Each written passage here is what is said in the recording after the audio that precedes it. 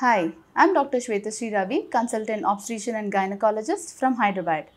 ఈ రోజు బ్లీడింగ్ గురించి పేషెంట్స్ అడిగే మోస్ట్ కామన్ క్వశ్చన్స్కి నేను ఆన్సర్ చేయబోతున్నాను. So come let's see the questions. After delivery excess bleeding ఎందుకు అవుతుంది? ఓకే, సో దీనికి first let's come to a clarity. After delivery ఇమ్మీడియట్గా కనుక ఎక్కువ రక్తస్రావం అయితే దాన్ని మనం పోస్ట్ పార్టమ్ హెమరేజ్ అంటాం. అంటే ఇమ్మీడియట్గా బేబీ వచ్చాక, మాయ వచ్చాక ఎక్కువ రక్తస్రావం అయితే కనుక దాన్ని పోస్ట్ పార్టమ్ హెమరేజ్ అంటాం. And that is a very serious condition. And me obstetrician, అదే మిమ్మల్ని డెలివరీ చేసిన డాక్టర్ డెఫినెట్గా దాన్ని ట్రీట్ చేస్తుంది. అండ్ దానికి సంబంధించిన టెస్ట్లు అన్నీ కూడా చేస్తారు. బట్ ఇదే డెలివరీ అయిన తర్వాత మిమ్మల్ని రూమ్కి షిఫ్ట్ చేశాక రోజు కొన్ని రోజులు ఎక్కువగా అవుతుంది అని అనిపిస్తే మాత్రం వెంటనే మీ డాక్టర్కి చెప్పాలి.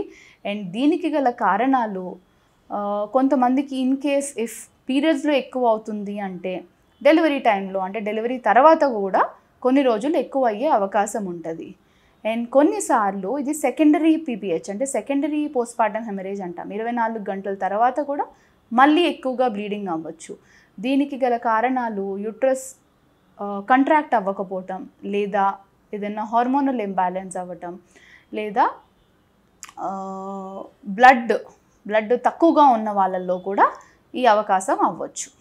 నెక్స్ట్ క్వశ్చన్ వచ్చేసి, హార్మోన్ ఇంబ్యాలెన్స్ వలన కూడా రక్తస్రావం అయ్యే అవకాశం ఉందంటారా మేడం? ఎస్, హార్మోనల్ ఇంబ్యాలెన్స్ వల్ల మోస్ట్ కామన్ కాజ్ ఇది రక్తస్రావం అవ్వటానికి.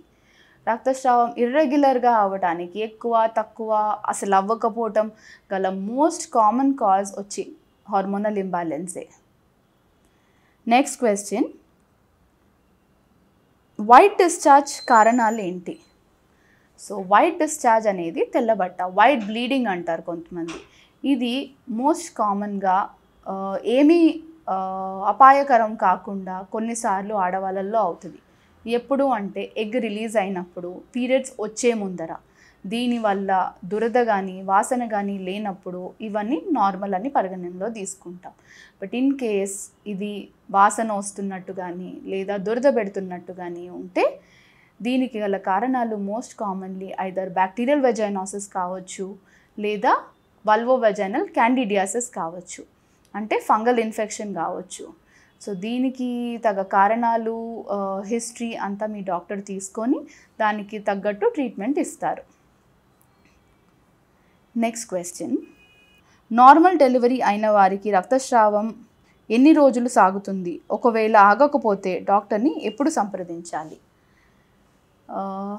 డెలివరీ అయినాక 6 వీక్స్ మనం పోస్ట్ పార్టమ్ పీరియడ్ అంటాం. అంటే ఈ 6 వీక్స్ వెరీ వెరీ ఇంపార్టెంట్. ఈ 6 వీక్స్లో మోస్ట్లీ ఒక 1-2 వీక్స్ ఆర్ మ్యాక్సిమం 3 వీక్స్లో బ్లీడింగ్ ఆగిపోవటం జరుగుతుంది.